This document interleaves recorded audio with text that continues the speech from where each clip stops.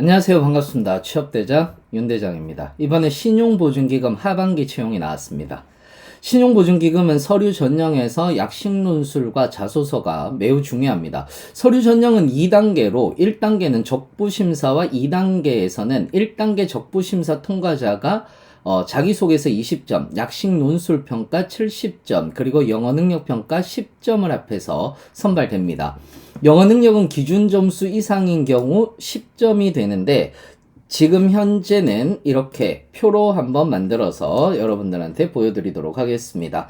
실제로 1단계는 적부심사인 거고요. 자기소개서 세부 항목, 약식 논술 문항 중 한 개 항목이라도 기재 내용이 없는 경우에서는 대부분 탈락이 됩니다. 그리고 글자 수의 30% 미만 이런 경우들도 전부 다 탈락이 된다라고 생각을 하시면 될 것 같고요. 2단계 같은 경우에서는 금융사무 일반과 금융사무 지역 전문 같은 경우는 자기소개서 20점, 약식 논술 평가 70점, 외국어 능력 평가 토익 기준 750점은 10점을 합산해서 선발하게 된다라고 이렇게 여러분들이 생각을 하시면 될 것 같습니다. 특히 자기소개서나 약식 논술 문항 작성 내용을 타인과 공유할 경우 표절로 인식될 수 있다라고 이렇게 얘기를 하고 있습니다. 그렇기 때문에 카피킬러라든지 이런 것들을 쓰지 않을까 이렇게 생각을 합니다. 그래서 여러분들한테 보여드릴 때에는 자기소개서에 예시가 없음을 여러분들이 양해해 주시기 바랍니다. 일단 자소서 항목입니다. 자소서 항목 1번 같은 경우에서는 여기에서도 조건을 좀 잘 보셔야 되는데 상반기의 내용과 똑같습니다. 자, 그래서 이 항목 자체는 팀워크라든지 리더십, 갈등 능력 등을 종합적으로 평가하기 위한 것입니다. 공동의 목표 달성을 위해서 개인이 어떻게 기여하고 그리고 어려움을 극복했는지, 팀 내외의 갈등을 해결했는지를 보여주는 사례를 작성하시면 됩니다. 먼저 갈등 상황에 대한 내용을 이해하셔야 됩니다. 여기에서는 갈등 상황이 주어지는데 명확한 상황이 있어야 됩니다. 즉 무임승차자 발생하거나 또는 규칙 미준수, 결론 미합과 연결이 되어야 되는 거죠. 예를 들어서 무임승차자 같은 경우에서는 팀 프로젝트에서 일부 팀원이 주어진 업무에 참가하지 않거나 기여도가 현저히 낮은 경우에 여기에 들어가게 되는 겁니다. 그렇다면 여기에서 무임승차자에 대한 해결 방안은 어떻게 될까? 라고 이렇게 생각을 해볼 수가 있는데 개인 면담을 하거나 또는 역할을 재분배해 줄 수도 있습니다. 진행 상황을 공유하면서 책임감을 가지게 할 수도 있는 거죠. 이러한 사례를 여러분들이 써주셔도 좋을 것 같습니다. 혹은 규칙 미준수의 사례도 이야기가 나올 수가 있겠죠. 팀 내에서 합의한 규칙이나 절차를 일부 팀원이 지키지 않아서 프로젝트의 효율성과 팀워크에 문제가 발생했다라는 내용으로 써주시면 좋을 것 같습니다. 이렇게 된다면 대부분 규칙을 재확인해서 전체 회의를 통해서 합의된 규칙과 절차를 다시 한 번 더 명확하게 하고 그리고 그 중요성을 강조하면서 좀 더 팀워크를 결속했다라는 내용을 써주셔도 됩니다. 또는 규칙 준수의 중요성과 장기적인 팀의 성공을 위한 필요성을 강조했다라는 내용을 가지고 여러분들이 작성을 해 주셔도 될 것 같습니다. 그 외에 결론의 미합의 사례라고 얘기를 했을 때에는 의사결정 과정에서 팀원 간의 의견이 분분해서 결론에 도달하는데 어려움을 겪는 사례도 있을 수 있습니다. 이런 것들은 대부분 중재자의 역할을 내가 잘 했다라고 하거나 또는 팀원들의 의견을 조율해서 의견의 장단점을 공평하게 평가했다라고 이야기를 해도 될 것 같습니다. 기존의 의견 외에 새로운 대안을 제시해서 갈등을 유연하게 해결할 수 있는 방안을 모색했다라고 이렇게 이야기를 해도 됩니다. 이러한 상황과 해결에 맞추어서 여러분들이 자소서를 정리해주면 좋지 않을까 이렇게 생각을 해봅니다. 이를 정리해보면 아주 간단하게 정리해보면 이렇게 정리를 할 수 있을 것 같습니다. 갈등 상황이 주어졌는데 저는 무임승차자에게 본인의 역할을 제대로 제공했고 그러면서 문제점을 해결하게 되었다라는 이런 내용들을 작성하실 수가 있을 겁니다. 자, 그 다음에 2번 문제입니다. 2번. 신용보증기금은 기업의 도전과 성장에 힘이 되는 동반자라는 비전을 세우고 고객지향 혁신성장 기반 구축, 초연결 혁신금융 서비스 선도, 지속가능 협력 생태계 조성이라는 3대 전략 목표를 설정하고 있습니다. 이 전략 목표 중 가장 크게 기여할 수 있는 것 한 가지를 선택하라 라고 이렇게 이야기를 했어요. 즉, 이 항목 자체는 신용보증기금의 비전과 전략 목표에 대한 이해도를 평가하고 지원자가 자신의 직무 역량과 어떻게 연결하는지에 대한 항목입니다. 이를 알기 위해서는 고객지향 혁신성장 기반 구축이라든지 초연결 금융 서비스 선도, 지속가능 협력 생태계 조성에 대한 내용을 알아야 됩니다. 그러니까 1번처럼 고객지향 혁신성장 기반 구축 같은 경우에서는 대부분 이 전략 목표 자체가 고객의 필요와 기대를 최우선적으로 하는 거고요. 그들에게 가치를 제공하고자 하는 의지를 반영하는 겁니다. 이를 위해서 기금은 고객 중심 서비스 개발과 제공에 집중하고 고객 경험을 향상시키기 위한 혁신적인 방안을 모색합니다.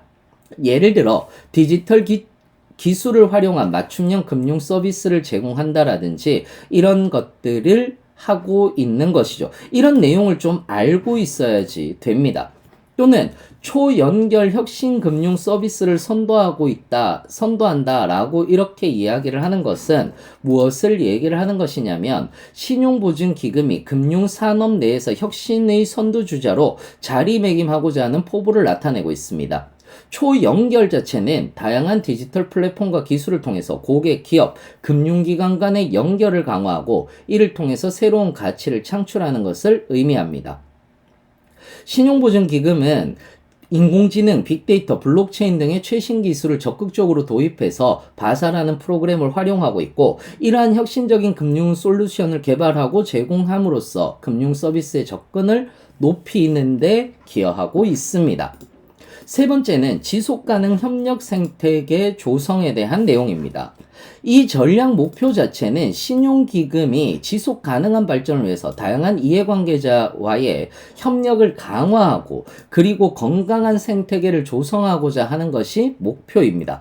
이는 기금이 단순 금융 서비스를 제공하는 기관을 넘어서 기업, 정부, 지역사회 등과의 긴밀한 협력을 통해 사회적 가치와 경제적 가치가 조화를 이루는 생태계를 만드는 데 초점을 맞추는 것이죠. 예를 들어서 중소기업 스타트업의 성장을 지원해서 경제 활성화에 기여하고 지역사회 발전 프로젝트에 참여하는 것, 이것이 바로 지속가능한 협력 생태계다라고 이렇게 이야기를 할 수 있습니다. 자, 그렇다면 여기에서는 이 세 가지에 대한 내용에 필요한 역량을 저는 가지고 있습니다 라고 이렇게 이야기를 하셔야 되는 거죠.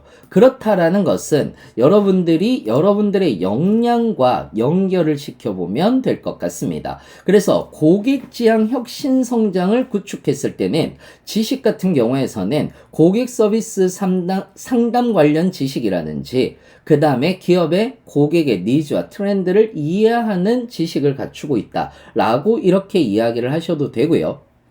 기술 같은 경우에서는 고객 맞춤형 컨설팅 연계 능력이라든지 고객의 니즈 분석이라든지 이런 것들, 즉 분석 능력을 좀 더 이야기를 해주시면은 좋지 않을까 이렇게 생각을 합니다. 초연결 혁신금융 서비스를 선도한다 라고 얘기를 했을 때에는 지금 현재 IT 운영에 관련된 기술이라든지 데이터베이스 관리 시스템 운영 기술이나 아니면은 디지털 변화에 유연하게 대응하는 자세를 가지고 있고 이를 적극적으로 받아들인다 이런 내용들을 가지고 이야기를 하셔도 될 것 같아요. 지속 가능 협력 생태계를 구성한다라는 것은 기업 신용이라든지 재무 위험에 대한 관련 지식, 즉 다시 얘기하자면 재무 관련 지식이라든지 회계 관련 지식에 대한 내용을 이야기를 하셔도 되는 거고요. 또는 재무제표 및 현금 흐름에 대한 분석 기술이라든지 윤리적이고 책임감 있는 직무 수행 태도를 갖추고 있다라고 이야기를 해도 될 것 같습니다. 자, 세 번째 항목입니다. 자발적으로 도전적인 목표를 세우고 그 목표를 달성하기 위해 노력하였던 경험 중 가장 기억에 남는 것은 무엇입니까? 라고 이렇게 얘기를 했어요. 이 항목은 여러분들의 목표 설정 능력 또는 도전 정신이나 문제 해결 능력을 평가하려는 목적에 있습니다. 목표 달성 과정에서의 자기 주도성, 끈기, 그리고 비판적 사고가 있는지를 파악하려고 하는 것이죠. 그렇기 때문에 구체적인 목표를 제시하는 것이 매우 중요합니다. 이 목표는 단순히 일상적인 것이 아니라 도전적인 목표여야 하는 거죠. 그러니까 예를 들어서 이런 것들이 있을 수 있습니다. 학업 및 자기계발 목표라고 얘기를 해서 전문 자격증을 취득하기 위해서 노력을 했다라는 내용. 다만 이런 노력들을 왜 했는지도 여러분들이 이야기를 해 주셔야지 되는 거죠. 그 외에 팀 프로젝트에서의 우리가 목표 설정을 좀 더 높이 했다라고 해서 여러분들이 프로젝트 주제를 선정할 때도 좀 더 도전적이었다. 즉, 주어진 것 외에 팀원들과 함께 더 높은 수준의 결과물의 목표를 설정을 했고, 또한 여기에서 내가 자발적으로 나의 역할을 수락했다. 또는 나의 역할을 내가 먼저 나서서 이야기를 했다. 즉, 프로젝트 리더라든지 중요한 역할, 이런 부분들을 맡기로 결정한 경험이다. 경험을 했다라는 내용을 이야기를 해주고요. 그리고 내가 여기에서도 이런 것들을 하기 위해서 시간 관리라든지 자원 활용이라든지 협업하는 전략이라든지 이런 것들을 여러분들이 이 부분은 좀 검색을 해주셨으면 좋겠어요. 왜 그러냐면 너무 똑같이 쓰면 안 되기 때문에. 그래서 이런 부분들을 강조하는 것이 좋습니다. 그리고 목표 달성 후에 얻은 교훈과 성장을 강조해서 이러한 경험이 신용보증기금에서의 직무 수행에 어떻게 기여할 수 있는지를 간략히 언급하는 것 또한 굉장히 좋은 부분이다 라고 이렇게 생각을 합니다. 자, 그 다음 네 번째입니다. 네 번째 항목은 신용보증기금의 인재상은 공기업인으로서 기본인품과 금융인으로서의 성정 자질을 갖추고 신보의 미래 가치를 창출해서 사회적 책임을 다하는 인재다라고 이렇게 이야기를 했는데, 공기업으로서의 기본 인품이라고 얘기를 했을 때는 책임감과 공공성, 즉 신의 성실의 원칙에 있는 거고요. 관리자로서, 금융관리자로서의 양심도 여기에 들어가는 부분이죠. 신의 성실의 원칙이라고 얘기를 하는 것은 사회 공동생활의 구성원으로서 법률 관계를 형성할 때 상대방의 기대되는 행위 방식을 신뢰하고 이에 따라 행동하게 되는데, 당사자는 일방의 이러한 기대에는 보호되어야 되고 상대방은 상대방의 정당한 기대를 저버리지 않는 것이 바로 신의 성실의 원칙입니다. 다시 얘기하자면 내가 금융인으로서 상대방이 바라는 것을 당연하게 해야 한다라는 이러한 것들이 되는 거죠. 즉 공정함이다라고 이렇게 얘기를 하는 것 또한 여심과 추심에 있어 어떠한 사심도 담고 있지 않고 투명하게 이루어져야 한다라는 것입니다. 그러니까 저는 책임감을 가지고 있습니다. 신의 성실의 원칙을 가지고 있습니다. 또는 투명성을 중요하게 생각합니다. 이야기를 하실 수가 있지 않을까 이렇게 생각을 해봅니다. 자, 다음 우리 약식 논술로 한번 가보도록 하겠습니다. 약식 논술은 두 가지입니다. 약식 논술은 두 가지인데, 신용보증기금은 전국의 영업조직을 운영하고 있어 정책금융기관 중 최대 수준의 대고객 네트워크를 구축하고 있습니다. 이러한 물적 인프라는 정책금융 서비스를 지역별 경제 상황에 맞게 그리고 적시성 있게 전달할 수 있는 장점이 있습니다. 라고 이렇게 얘기를 하고 있죠. 즉, 다시 말해서 이것이 신용보증기금의 특징 중에 하나인데, 이걸 다시 얘기하자면 지역 경제 상황에 맞춤형 서비스를 제공하고 적시성 있게 빠르게 적재적소에 대응할 수 있다는 점에 장점이 있다라는 이 얘기를 하는 겁니다. 다만 국가적으로는 저출생에 따른 인구 자연 감소 진행과 맞물려 일 가정 양립에 대한 요구가 높은 상황이고 무점포로 운영되고 있는 인터넷 뱅크의 높은 생산성에 효과적으로 대처하기 위해 기존 은행권은 비대면 서비스를 확대 강화하는 한편 물리적 지점을 축소하는 등 은행권의 영업 환경도 크게 변화하고 있다라고 이렇게 이야기를 하고 있습니다. 이와 같은 국가 사회적 환경을 감안하여 즉 외부 환경 분석을 하라는 얘기고요. 향후 신용보증기금의 물적 인적 인프라 운영 시 고려되어야 할 사항, 지역에 대한 정책금융 서비스 전달체계 수립, 영업점 및 인력 배정 재분배 전략에 대해 약술해달라라는 이 얘기를 하고 있어요. 자, 이게 너무 뜬금없이 나왔겠습니까? 여러분들의 아주 신선한 아이디어가 필요하다라고 이렇게 얘기를 하겠습니까? 절대 그렇지 않습니다. 지금 현재 외부 환경을 잘 분석해 내고 있는지, 그리고 좀 더 가서 물적, 인적, 인프라 운영이라든지 이런 것들을 지금 현재 신용보증기금이 하고 있는데 여기에서 살을 한번 붙여봐라 라는 이 이야기를 하고 있는 거예요. 예를 들어서 물적 인적 인프라 운영은 신용보증기금 같은 경우는 전국적으로 9개의 사업본부와 109개의 지점을 운영하고 있고요. 이 광범위한 네트워크를 통해서 중소기업과 소상공인들에게 신용보증을 제공하고 있습니다. 즉 이러한 물리적 인프라 같은 경우는 정책금융기관 중에서도 가장 강력한 대고객 네트워크를 형성하고 있는 것이거든요. 본사와 각 지점 같은 경우는 신용보증 제공뿐만 아니라 신용보험, 구조조정 지원, 인프라 보증, 경영 컨설팅 등의 서비스를 제공하고 있기도 합니다. 또는 인적 인프라 측면에서는 인력 운영의 효율성을 높이기 위해서 각 부서별로 역할이 명확하게 구분되어 있기도 한 것이죠. 또는 지역에 대한 금융 서비스 전달 체계를 수립한 전달 체계에서는 신용보증기금 같은 경우는 지역 경제 상황에 맞춘 맞춤형 금융 서비스를 제공하는 부분들도 있습니다. 특히 지역경제 활성화를 위해서 지방 중소기업과 소상공인들에게 집중적인 자원을 제공하고 있고요. 대출 및 보증 절차를 간소화해서 접근성을 높이고 있기도 합니다. 영업점이나 인력 배정 재분배 전략으로서 지금 현재 신용보증기금이 하고 있는 내용은요. 대부분 신용보증기금 같은 경우에서는 주요 거점 지역에 한정해서 필수적인 지점만을 운영하는 방식으로 효율성을 높이고 있습니다. 그래서 인구 감소와 저출생에 따른 인력 운영의 필요성을 인식해서 유연한 근무제도와 인력 재배치 전략을 도입하고 있기도 합니다. 그러니까 결국은 뭐냐 하면은 이러한 것들은 어디에 나와 있습니까? 라고 얘기를 하시는데 최신 연차 보고서라고 얘기를 하는 것이 있습니다. 여기에 있으니까 이거 반드시 확인해 주셨으면 합니다.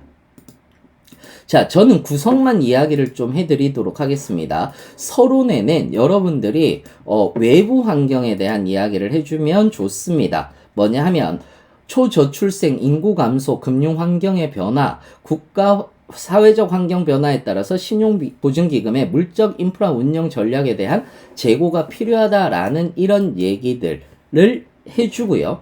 그 다음에 본론 1에서는 환경 변화에 따른 보증기금의 과제 같은 것들, 즉 예를 들어서 외부 환경을 분석하라라는 얘기죠. 인구 감소와 초저출생이 신용보증기금에 미치는 영향에 대해서 이야기를 해주면 좋고요. 일 가정 양립 요구와 금융기관의 대응 방안에 대한 이야기들도 해주면 좋습니다.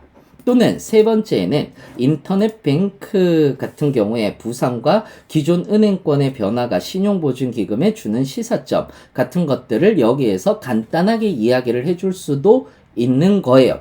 그러니까 인구 감소와 초저출생이 신용보증기금에 미치는 영향이다 라고 이렇게 이야기를 했을 때는 어떤 문제점이 있느냐라는 거죠. 경제활동의 인구 감소로 인해서 노동력 부족이라든지 소비 감소, 주택시장 침체의 문제를 야기합니다. 그렇기 때문에 신용보증기금은 이러한 경제적 환경의 변화에 적응하기 위해서 신용보증 리스크 관리 전략을 재정비하고요. 보증 포트폴리오를 조정할 필요가 있습니다. 이를 제가 말로 하는 건 여러분들이 그대로 표절에 당하실까봐 이렇게 말씀을 드리는 겁니다.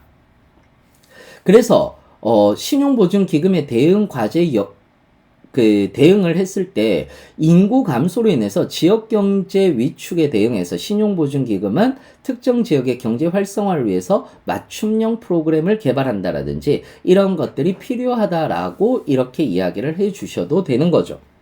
두 번째, 일가정 양립 요구와 금융기관의 대응 방향이다라고 이렇게 이야기를 했을 때에는 대부분 노동시장에서 여성의 참여가 증가함에 따라서 굉장히 중요해지고 있는 부분입니다. 즉, 일가정 양립을 지원하지 않는 조직은 우수인재를 확보하고 유지하는데 어려움을 겪을 수가 있기 때문이죠. 신용보증기금 같은 경우는 유연근무제의 도입이라든지 재택근무의 확대, 다양한 근무 형태를 제공해서 직원들의 일가정 양립을 지원할 필요가 있다라는 내용으로 이야기를 해 주셔도 될 것 같습니다. 세 번째, 인터넷 뱅크의 부상과 기존의 은행권의 변화가 신용보증기금에 주는 시사점인데 이러한 것들 같은 경우에서는 비대면 서비스의 편리성이라든지 낮은 수수료, 접근성 등의 강점을 바탕으로 빠르게 성장하고 있기 때문에 신용보증기금 같은 경우에서도 이와 같은 변화를 고려해야 된다라는 거죠. 그래서 신용보증기금 같은 경우는 비대면 서비스를 강화해서 고객 접근성을 높이고 비용 효율성을 극대화할 필요가 있고요. 그리고 물리적 지점을 좀 축소해야 된다. 그리고 디지털 기반의 금융 플랫폼을 강화해야 된다라는 내용을 이야기를 할 수가 있을 겁니다. 그리고 정책 금융 서비스에 대한 지역별 맞춤 전략을 제공해 주어도 좋습니다. 그래서 지역별 경제 상황에 따른 정책 금융 서비스의 필요성 및 맞춤형 서비스 제공 방안이다라고 하는 부분들도 이야기를 할 수가 있어요. 그래서 대도시에서는 첨단 산업이라든지 그 다음에 서비스업이 주를 이루는 반면 지방 소도시에서는 농업, 제조업 등 전통 산업이 주요 경제로 자리 잡고 있잖아요. 그래서 이런 것들 지방 소도시와 그 다음에 대도시의 접근 방식에 대한 차별화 전략을 이야기를 해 주어도 좋을 것 같습니다. 예를 들어서 대도시 같은 경우에서는 첨단 산업과 혁신기술 기업에 대한 지원이 주요 과제가 되는 거고요. 여기에서 벤처기업이라든지 스타트업, IT 기업들을 대상으로 한 신용보증 프로그램을 확대하는 거죠. 지방 소도시 같은 경우에서는 전통산업과 지역 특화 산업에 대한 지원이 중요하기 때문에 농업, 제조업, 관광업 등에 특화된 보증 프로그램을 마련해 줄 수도 있다라는 내용이 들어가면 좋습니다. 그 다음에 영업점 및 인력 운영 전략 같은 경우에서는 우리가 물리적 영업적 축소의 필요성과 비대면 서비스 확대 방안에 대한 이야기를 해 주셔도 되는 거죠.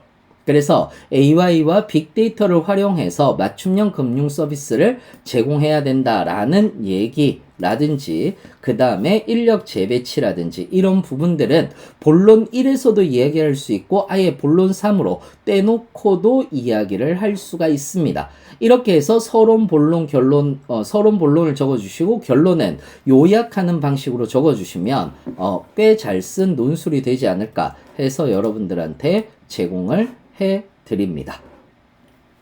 자, 그 다음에 약식 논술 두 번째입니다. 최근 정부는 민생 경제의 어려움을 해소하기 위해 차주 빌린 사람이에요. 빌린 사람이 연체 금액을 전액 상환하는 경우 연체 이력 정보를 삭제하는 조치를 시행했대요. 또한 빌린 사람이 신용회복위원회나 새출발기금의 채무조정을 이용하고 약정 기간 동안 성실히 상환하는 경우 채무조정 정보 등록을 해제하는 등 성실히 채무 상환을 이행한 서민소상공인이 원활한 제기를 할 수 있도록 지원하고 있다. 그러면 이러한 지원이 신용보증기금에 미치는 영향을 분석하고 이러한 분석한 영향의 대응 방안에 대해서 이야기를 해주면 되는 거죠. 실제로 최근 정부는 채무자의 신용회복을 지원하기 위해서 두 가지 주요 조치를 시행했거든요. 그래서 지금 현재 앞에서 보는 이 내용이 두 가지입니다. 그러니까 서론 부분에서는 여기에 대한 개요 정도 이런 부분들을 시행했다라는 점을 언급해 주셔도 좋을 것 같아요. 그리고 이에 대한 대응 방안이 필요합니다 정도로 간략하게 이야기를 해 주시면 좋을 것 같습니다. 자, 그러고 나서 정부 조치가 신용보증기금에 미치는 영향을 분석한 것을 본론 1로 삼으면 좋죠. 그래서 이것에 대한 세부 내용은 연체 이력 삭제와 채무조정 정보 해저가 신용보증기금의 신용 리스크 관리에 미치는 영향에 대해서 이야기를 해줄 수 있는 거죠.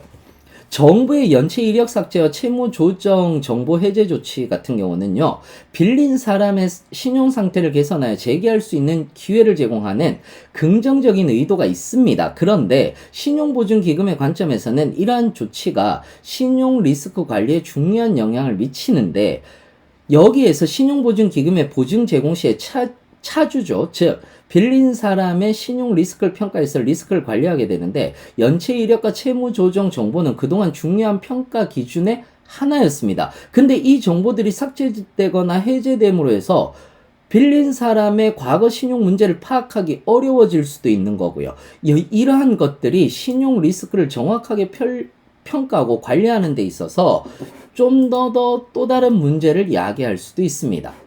그리고 빌린 사람의 신용 상태를 정확하게 평가하는데 어려움이 생길 수도 있고, 여기에 대한 신중함이 필요합니다. 반면 이 조치가 신용 회복에 긍정적인 영향을 미쳐서 더 많은 빌린 사람들이 신용보증기금에 보증 혜택을 받을 수 있다라는 측면을 이야기를 해줄 수도 있을 겁니다.